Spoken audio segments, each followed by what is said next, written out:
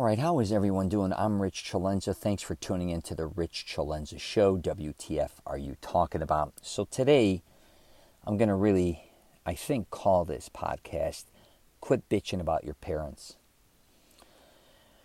Here's the deal, man.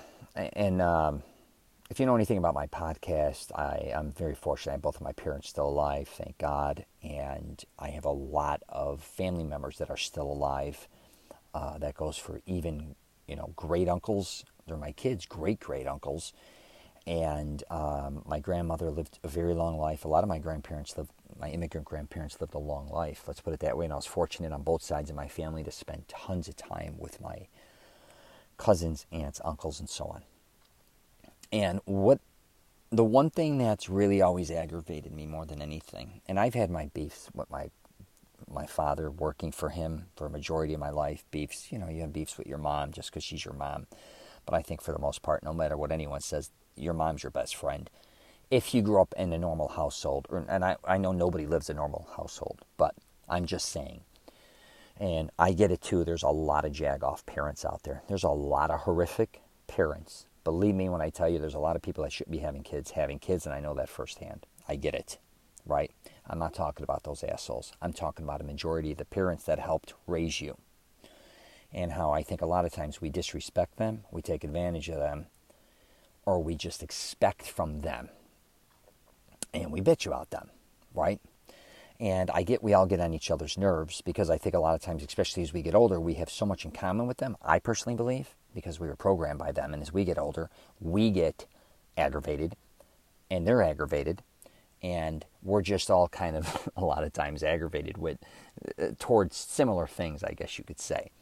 But as I'm getting older now, I'm going on 50, I definitely could look in the mirror and say, oh my God, I am my father. I sound like him.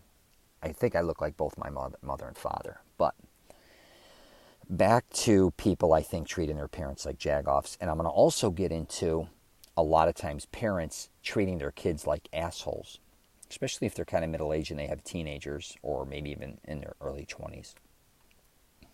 But first, if you have parents, you have to, I think we just forget, you have to realize all the shit they went through and all the expense that you were and all the time they put into you. I don't think a lot of us realize that. I know I didn't for long periods of time, but then I kind of sharpened up real quick. I think, especially when I have two daughters and one was very sick, and I saw what my mother did with my daughter, how much love and compassion she had, which was amazing. Also the way she just handled herself. It's a lot on parents, and also a lot of my other family members, a lot of mothers as well, and my uncles, cousins, everyone, how they behave. It was unbelievable. But you learn, I think, I learned a lot then, and I was in my 30s. But for a long period of time, I felt like, I think sometimes, well, I can't say my mother, but I felt like my father owed me certain things, and I don't know where that came from. And I remember when I was younger, my father said something to me, and it was the best advice he ever gave me. And one of the things was like, because I think I wanted something. I can't remember. And I'm like, you owe me this, or something in that nature. And I expected this. And he's like, I owe you nothing in your life. I gave you life. If anything, you owe me. And it was kind of like, it wasn't meant to be that serious, but I'm kind of making it a little more serious. And we were laughing. I think we were shopping for a car actually in South Florida because I wanted a convertible Mercedes. Yeah, I'm in my 20s. Talk about early 20s, like 21, arrogant asshole. But I was working for my father. We were making a lot of money, and I just wanted a convertible Mercedes. And I had to pay for it, though. Let's not get ridiculous. But I still wanted him to front the money so I didn't have to pay the juice because back then it's a lot of money to pay on, and the financing wasn't as good as it is now. The car was expensive, so I wanted to save a lot of money on the financing. Plus, I was only 21. I didn't have really back then in the 80s, or actually this was very early 90s. You didn't have like now with credit ratings, so I wanted to put it on my father's credit. He had amazing credit. I had none. So between the not even shitty credit, no credit, and then the financing, I would have saved a lot of money. My payment would literally drop like $150 a month. But back to, like, I really felt like my father owed me. And I remember when I was younger too, my mother made me get a job, thank God. And she told me when I wanted to go to modeling school, it was expensive, and it was in the city, and I was so used to her paying, or my father paying, like if I had to go to tennis camp, a religious camp, whatever, or if I needed clothes, my mother and father were always there, you know what I mean, to back it up, especially my mother throughout my life. So I remember when I started to get a job, and I was just talking with my oldest daughter. She's turning 22. My other daughter's going to be turning 21, and now the responsibilities are all hitting them, financial responsibilities. Even though we help them as much as we can, we have to still teach them how to, you know what I mean, how to manage their money and what's going on here in life, not constantly being catered to. But my mother, I remember when I wanted to go to modeling school, she goes, "Oh, that's wonderful, that's good, you could pay for it." Because I started working, I was like, wait a minute, and this was like $650 back in the 80s or something. It was a lot of money back then. I was like, where the hell am I going to get? She's like, you want it, you pay for it. And I remember the first time I also wanted Air Jordans, because Jordan became famous, and it was $65 for the shoes. I worked 2 weeks for it, and she goes, yeah, take your check now and go get the shoes. I went and got them, and I was like in shock that I worked so hard for 2 weeks. But what I think happened too is you start to almost, when you're used to getting things from your parents, you're expecting, and when they stop giving things to you, or stop giving, you're an asshole. You actually are mad at them because they're not giving you what you think you deserve. Which, if you think about it, if anything, you should actually be, especially if you're, I think, I don't care if you're 16, 18, 20, and I understand sometimes we need our parents for help. You should now be helping them. And it doesn't have to be even financial. It could be like, hey, let me cut your grass. Hey, can I help you clean the house? Hey, can I help you? But I think what happens is it's all about me, me, me. You don't get what you want, or you don't get something from your parents that you want. You're an asshole. And I think you need a slap in the face is what I'm basically saying. I don't know who programmed us, and I fall in this category, and I think my kids did as well, the little millennials, constantly thinking that parents owe you something, or we have to keep you afloat, or we're always going to be there for every emergency you have, which is wonderful. But I think we grow up, I'm going to say like being a 70s and 80s kids, where we wanted to prove to our parents, though, we don't need you. We want to get out on our own. We don't want to be under your thumb. We want to support ourselves. The one thing I'm seeing with the other generations, the millennials, is they don't want to leave the house a lot of times. Or they are constantly expecting parents to kind of keep giving them a certain lifestyle, which is wonderful. And this goes, and if you can afford it and you want to give your kids everything in the world, I try to give everything to my kids to a certain degree, but you also, I think, have to put the hammer down. There's got to be a balance. But back to I seeing even a lot of parents my age, middle age, with a lot of their kids out there and how spoiled they are and how they're behaving, right? And if they don't get their way, they're assholes. And again, don't know who programmed that way or where they picked that up, but I think a lot of them are learning from the way you behave towards your parents. And they don't want to admit it. And again, I'm not saying everybody, but a lot of times kids see how you're acting towards your parents, where you're either bitching about them, or you're arguing with them, or you need something from them financially. It could be a downstroke for a house. You may need their credit because you fell on hard times, even if you have a family. A lot of us, let's face it, go to our parents when the bottom falls out. I won't even lie about that. And it could go, again, for borrowing money. It could go for getting a car. It could be, a lot of grandparents also help with kids' tuitions.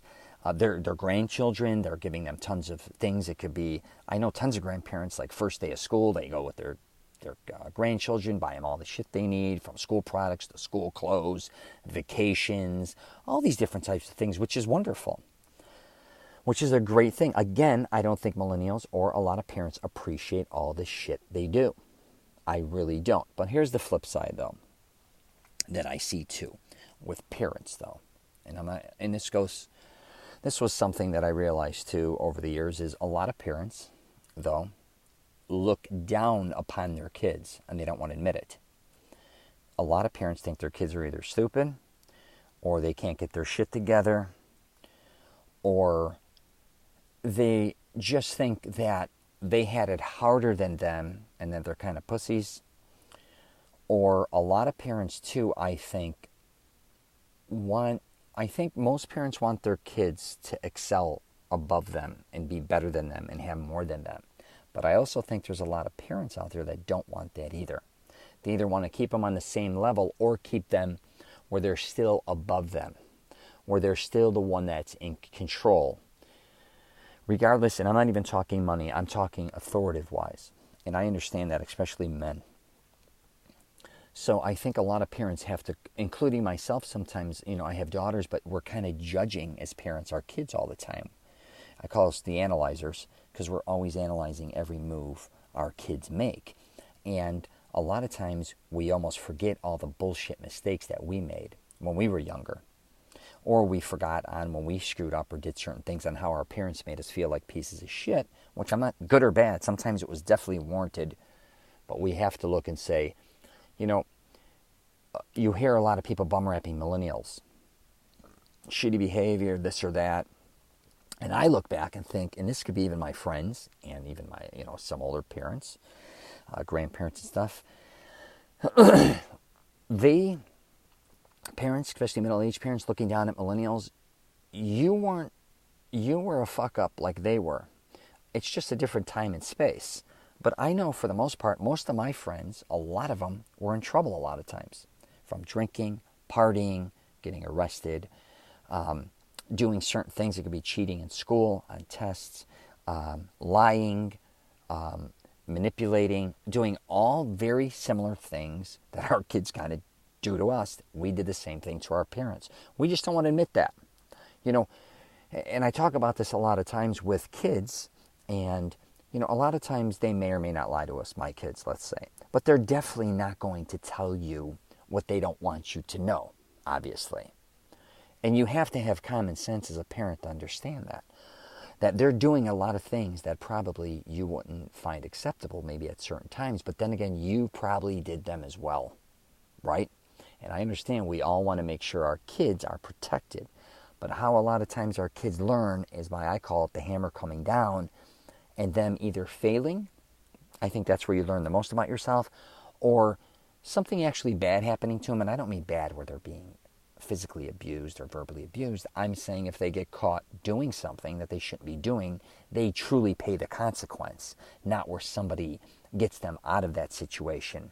And that can be even financially if they couldn't afford a car, and they, and they're about to lose their car. If you save them and keep making payments for them, which I understand you want to protect their credit if it's in their name or whatever, and you don't want them to lose a car, maybe them losing that car may be the best thing for them, because then from there on out, they will realize they're responsible now for that car, and they're from here on out. So now they may have to go get another car. They're going to probably get burned because they had a repo. They're going to pay more money, and every time they make that payment, they're going to realize, hey, I can't afford to keep fucking up. I can't also keep affording to depend on my parents. But I think a lot of times we as parents and even grandparents, we're constantly kind of protecting the younger generation. We don't want them to go through a lot of the hardships that we went through. You need them to go through hardships. And I had I don't know if I ever did this in a podcast. I did it, maybe I might have with Rhea a long time ago, where I think what happens too with younger people now is they get so many things. It could be video games, it could be skateboards, it could be all different types of things. I mean, the list could go on and on and on. And what happens is when something goes down, and it could even be a cell phone, we threaten them by taking it away from them. And to me, that's a bullshit move. Because they know, if you take their cell phone from them, you take the car from them, you could take whatever, their iPad from them. They know they're getting it back eventually. It may not be now, it may be later. Anyways, you take a cell phone, they still got a video game, take the video game, they still got an iPad probably in the house. If not, they got a Mac Air. If not, they got cable. I mean, let's call it for what it is nowadays. It's not like when we were younger, you took a bicycle from us, we were kind of screwed. We had nothing. We had TV, and you were done. But here's the deal that I think, and I did this with my kids, is so the next time they needed something or wanted something, so the next new phone comes out, they're like, hey, I need a new phone. I'm like, yeah, I know, you got to figure that out. And they're like, well, no, are you going to get me a new phone? I'm like, no, you're getting your own phone. Now, again, this is at a certain age. This is when they're teenagers, but I'm like, no, it's time you get the phone. Because I had one daughter, I went through this with her, and it could be many different things where, again, they're expecting you to constantly cater to them. But they have to learn responsibility not only to get the phone, but also if they did something, for instance, so say they had a new bicycle or whatever if they're younger, a video game. They kept screwing up. You had to keep taking the video game. When the next console comes out, you're like, hey, I want a new one. Christmas, can I get a new console? I wouldn't give it to them. I'd even make them wait a next generation or like wait another year. Because what happens is, again, I think by them realizing you're not going to give them things the next go around and then be like, okay, when you're bad, then I take it away. You're still constantly giving them things. I don't think a lot of parents realize this. Something new comes out. It could be an iPhone watch. All of a sudden, they're like, hey, I want the iPhone watch. Too bad. You did this, a month ago. I got in this issue with you. I'm not getting you anything until you learn how to behave a certain way or you learn to start, being more responsible, whatever the case may be. But I think our society, I could speak for myself being middle-aged, is it's all about the giving. And if you don't give, you feel bad, right? But I think we have to reverse this. I think we don't realize the ones we should be giving to a lot of times aren't necessarily always the kids because they already have a lot. What we have to start realizing is start giving to our parents, I believe. And that doesn't mean just Mother's Day, Father's Day, birthdays, here, Dad, here's this, that. I'm talking about truly going out of your way, talking to your parents if you can every day, texting them every day, getting them gifts. I don't care if you bring them cologne, perfume. When you go over, bring flowers. I got to get better with my mom with that. My mother's the biggest giver I know, one of them. And, I don't give her nearly as much. I don't know what to give her, actually, and that's my fault. My girlfriend gives her tons of stuff, actually way more than I give my mother. But yeah, my dad too. Like when we go over there, I know, he likes gifts. And, our parents, sometimes it's our behavior making them kind of respond. If you're not getting along with your parents, is what I should say. A lot of times, I understand sometimes parents just are hard to get along with, but a lot of your behavior may be the cause of that, and you don't want to acknowledge that. No one's perfect on either side, but if you do want to improve your relationship with your parents especially, I believe, you start treating them the way they should be treated. And if they still treat you like an asshole, that's fine. At least you're treating them the way they should be treated. And I didn't even realize this, and I just heard this not long ago, is that some kids, when their parents live in their house with them or they get older, like really old, that they beat them up or they crack them around, I never heard of something so disrespectful in my life. I couldn't imagine anyone beating up their parents. If you're doing that, if you're listening, you need a beating immediately yourself. You don't raise your hand to your parents. You want to get in a little screaming match or whatever. But here's the thing. Have patience for your parents. You eventually are going to be their age, especially if they're getting older and older. How I think you're treating your parents, which is your kids' grandparents, is setting an example on how they should hopefully treat you. If you're always treating them like an asshole, your parents, or your parents may be treating you like an asshole, like I said, you're not going to, for one, not allow your parents to treat you like an asshole. But if you are treating your parents like an asshole and your kids constantly see you either arguing, fighting with your parents, all these things, I think it's going to basically be their behavior when you get older. And I see this a lot where a lot of people treat their parents like assholes, but then expect their kids to treat them like a god. But how does that work? They're seeing firsthand that you don't treat your parents well, but you expect your kids to treat you well. You have got to teach your kids, their grandparents, how to treat everybody with respect, right? That is a given. Hopefully you know this, and I hope maybe a lot of people don't. But I always talk about self-awareness in my podcast. Please be self-aware of how you're treating the ones you love. And this goes for aunts, uncles, guardians, whatever the case may be. Please learn how to respect all your elders. I think that is something that is kind of being kind of swept under the rug. I think as society keeps moving on, it's all about the youth, right? And our elders are kind of being, I can't say they're being frowned upon, but they're not being as respected as they should be, especially as they're getting older. That could be our vets. Lately I've been traveling. I don't know what's going on, but I keep running into all these different Vietnam vets, World War II veterans and stuff, and they're obviously old. And when I see them, or if you see a police officer, at least in my case, or you see somebody that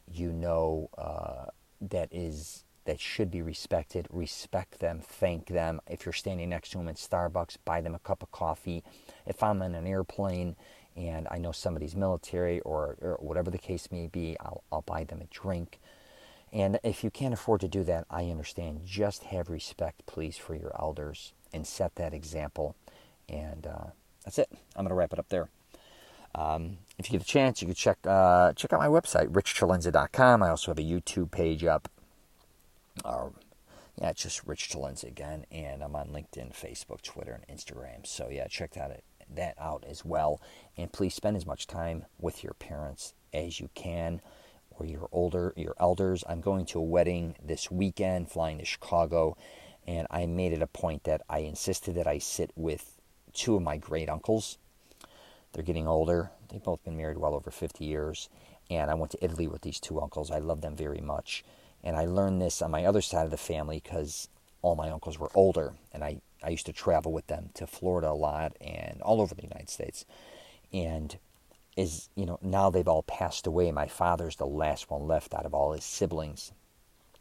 On my other side of the family, they're all getting much older as well. They were much younger.